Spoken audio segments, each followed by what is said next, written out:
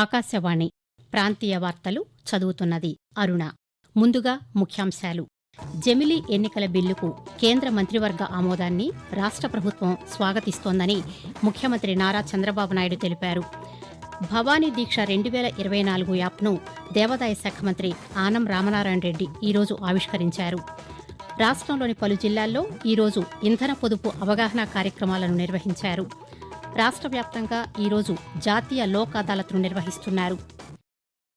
వార్తల వివరాలు. జమిలీ ఎన్నికల బిల్లుకు కేంద్ర మంత్రివర్గ ఆమోదాన్ని రాష్ట్ర ప్రభుత్వం స్వాగతిస్తోందని ముఖ్యమంత్రి నారా చంద్రబాబు నాయుడు తెలిపారు. అమరావతిలోని రాష్ట్ర సచివాలయంలో ఈరోజు నిర్వహించిన పాత్రికేయుల సమావేశంలో పలు అంశాలపై ముఖ్యమంత్రి మాట్లాడుతూ స్వర్ణాంధ్ర విజన్ 2047 డాక్యుమెంట్ను ప్రజల్లోకి తీసుకెళ్తామన్నారు. సాగునీటి సంఘాలు, సహకార, ఇతరత్రా ఎన్నికలు ప్రకటించిన షెడ్యూల్ ప్రకారమే జరుగుతాయన్నారు. ఈసారి నిర్వహించే కలెక్టర్ల సదస్సులో అనేక మార్పులు తీసుకొస్తామని ముఖ్యమంత్రి వివరించారు.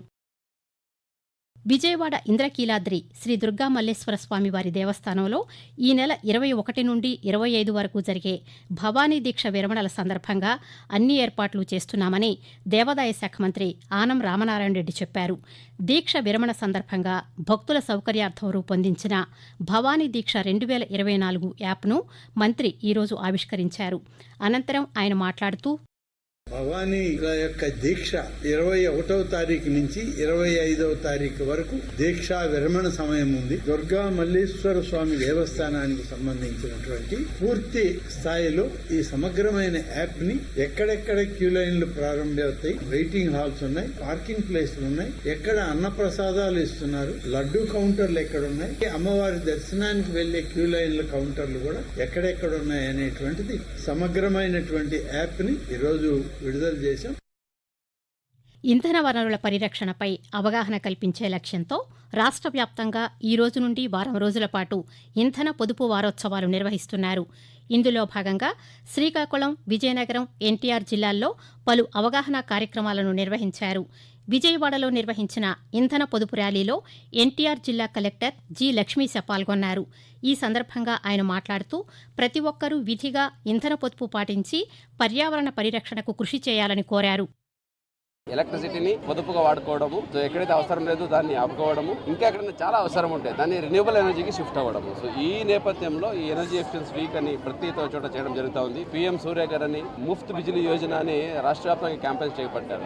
మన ఎన్టీఆర్ జిల్లాలో ముఖ్యంగా ప్రతి ఒక్క ఇంట్లో సోలార్ ఎనర్జీ ఉండాలి. ప్రతి ఒక్కరు ఈ రెన్యూబుల్ ఎనర్జీ వాడి ఈ ట్రెడిషనల్ ఎనర్జీ అయితే ఉందో పవర్ యూటిలైజేషన్ దాన్ని తగ్గించాలి. తిరిగి మనం ట్రెడిషనల్ ఎనర్జీ గ్రిడ్ కి పవర్ ఇవ్వాలి. ఎనర్జీ కన్సంప్షన్ పెరుగుతుంది, ఎనర్జీ సేవింగ్ అవుతుంది. రాష్ట్రంలో పర్యటిస్తున్న రాష్ట్రీయ స్వయం సేవక్ సంఘ్ ఆర్ఎస్ఎస్ సర్సంఘ్ చాలక్ మోహన్ భగవత్ ఈరోజు విజయవాడ ఇంద్రకీలాద్రి శ్రీ దుర్గా మల్లేశ్వర స్వామివార్లను దర్శించుకున్నారు. ఆలయానికి చేరుకున్న మోహన్ భగవత్కు దేవాదాయ శాఖ మంత్రి ఆనం రామనారాయణ రెడ్డి, ఇతర అధికారులు ఆలయ మర్యాదలతో స్వాగతం పలికి అమ్మవారి దర్శనం కల్పించారు. ఈ సందర్భంగా ఆయన అమ్మవారిని దర్శించుకుని ప్రత్యేక పూజలు నిర్వహించారు. అనంతరం మోహన్ భగవత్కు ఆలయ పండితులు వేద ఆశీర్వచనం చేయగా అధికారులు అమ్మవారి తీర్థప్రసాదాలను అందజేశారు. రాష్ట్ర వ్యాప్తంగా నిర్వహిస్తున్న జాతీయ లోక్ అదాలత్లో భాగంగా ఈరోజు తిరుపతి, అనంతపురం, విశాఖపట్నం జిల్లాల్లో లోక్ అదాలత్ను నిర్వహించారు.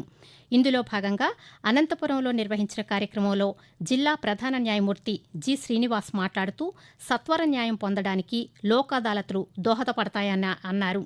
కేసుల పరిష్కారానికి జాతీయ లోక్ అదాలత్ను సద్వినియోగం చేసుకోవాలని శ్రీనివాస్ తెలియజేస్తూ అనంతపురం జిల్లా బయటగా సుమారు 4,000 కేసులు పరిష్కరించాలని చెప్పేసి ఉద్దేశంతో ఈ జిల్లా వ్యాప్తంగా 26 బెంచెస్ ఏర్పాటు చేయడం జరిగింది. ఈ రోజు నేషనల్ లోక్ అదాలత్ లో కేసు జరుగుతుందో ఇది అంతిమ తీర్పుగా పరిగణింపబడుతుంది. దీని మీద మళ్ళీ అప్పీల్ చేసుకోవడానికి ఏ విధమైనటువంటి అవకాశం లేదు. అంతేకాకుండా ఈ రోజు bank Lok Adalat, municipality and panchayat tax కి సంబంధించిన Lok Adalat, BSNL all department కి సంబంధించినటువంటి లోక్ అదాలత్ కూడా జరుగుతుంది. కాబట్టి ఈ నేషనల్ లోక్ అదాలత్ ని అందరూ కూడా వచ్చి సద్వినియోగం చేసుకోవాలని చెప్పేసి కోరుతున్నాం.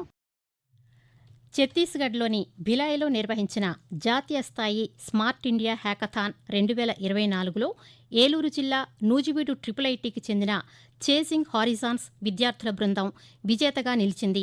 ఈ పోటీల్లో దేశవ్యాప్తంగా 25 జట్లు పాల్గొనగా ఐఐటి నూజివీడు జట్టు గెలుపొందిందని నిర్వాహకులు తెలిపారు. విజేతలకు ₹1,00,000 నగదు బహుమతిని కేంద్ర ప్రభుత్వం అందజేసింది.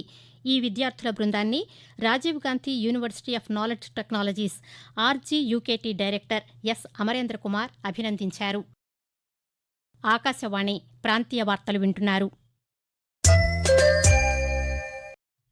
ఆడపిల్లలను రక్షించుకుందాం, భ్రూణ హత్యలు నిర్మూలిద్దాం అనే లక్ష్యంతో రేపు 2K రన్ నిర్వహిస్తున్నామని రాష్ట్ర జలవనరుల శాఖ మంత్రి నిమ్మల రామానాయుడు తెలిపారు.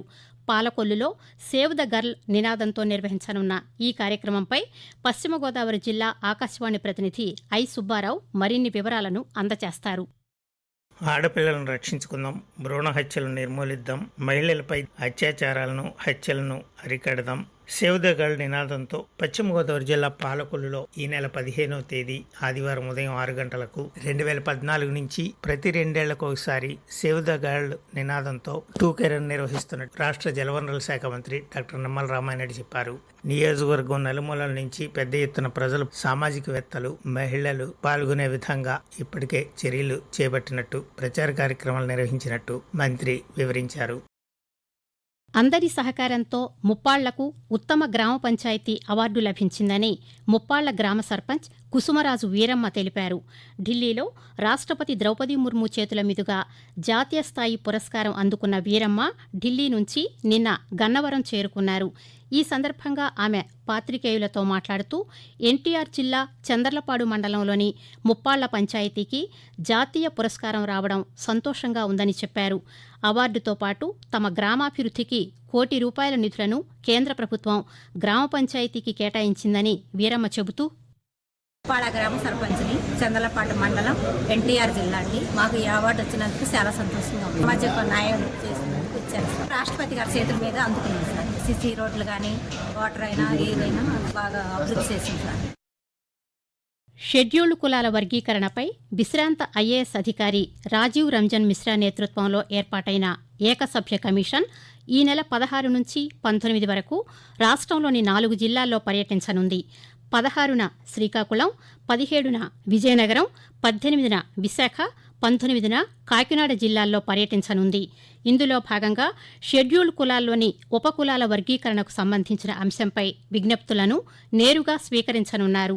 నేరుగా సమర్పించలేని వారు విజయవాడలోని కార్యాలయంలో వ్యక్తిగతంగా లేదా రిజిస్టర్డ్ పోస్టు ద్వారా అందించవచ్చని రాజీవ్ రంజన్ మిశ్రా తెలిపారు. ప్రధానమంత్రి నరేంద్ర మోదీ తన మనసులోని భావాలను ఆకాశవాణి ద్వారా దేశ ప్రజలతో పంచుకునే మన్ కీ బాత్ మనసులోని మాట కార్యక్రమం 117వ సంచిక ఈ నెల 29వ తేదీ ఆదివారం ప్రసారం కానుంది. మన్ కీ బాత్ కార్యక్రమానికి ప్రజలు తమ సూచనలు, సలహాలు అందించాలని ప్రధానమంత్రి కోరారు. ప్రజలు తమ స్వర సందేశాలను 18001178000 నెంబర్కు ఈ నెల 27వ తేదీ సాయంకాలం వరకు పంపవచ్చు. రైతులు పండించే పత్తిని కొనుగోలు కేంద్రాలకు తరలించి మద్దతు ధర పొందాలని పార్వతీపురం మన్యం జిల్లా మార్కెటింగ్ అధికారి ఐ గంగాధరరావు తెలిపారు. ఈ మేరకు ఒక ప్రకటన విడుదల చేశారు. పత్తి రైతుల కోసం సాలూరు మార్కెట్ యార్డ్లో భారత పత్తి సంస్థ ఆధ్వర్యంలో కొనుగోలు కేంద్రాన్ని ఏర్పాటు చేసి పంటను కొనుగోలు చేస్తున్నామని చెప్పారు. రైతులు దళారుల వద్దకు వెళ్లకుండా కొనుగోలు కేంద్రంలో పత్తిని విక్రయించి మద్దతు ధర పొందాలని కోరారు. కొనుగోలులో రైతులకు సమస్యలు ఎదురైతే అధికారులను సంప్రదించవచ్చని తెలిపారు. ఆకాశవాణి ప్రాంతీయ వార్తలు ముగించే ముందు ముఖ్యాంశాలు మరోసారి. జమిలీ ఎన్నికల బిల్లుకు కేంద్ర మంత్రివర్గ ఆమోదాన్ని రాష్ట్ర ప్రభుత్వం స్వాగతిస్తోందని ముఖ్యమంత్రి నారా చంద్రబాబు నాయుడు తెలిపారు. భవానీ దీక్ష 2024 యాప్ను దేవాదాయ శాఖ మంత్రి ఆనం రామనారాయణ రెడ్డి ఈరోజు ఆవిష్కరించారు. రాష్ట్రంలోని పలు జిల్లాల్లో ఈరోజు ఇంధన పొదుపు అవగాహన కార్యక్రమాలను నిర్వహించారు. రాష్ట్ర వ్యాప్తంగా ఈరోజు జాతీయ లోక్ అదాలత్ను నిర్వహిస్తున్నారు. ప్రాంతీయ వార్తలు తిరిగి సాయంత్రం 6 గంటల 10 నిమిషాలకు ఆకాశవాణి విశాఖపట్నం కేంద్రం నుంచి వింటారు.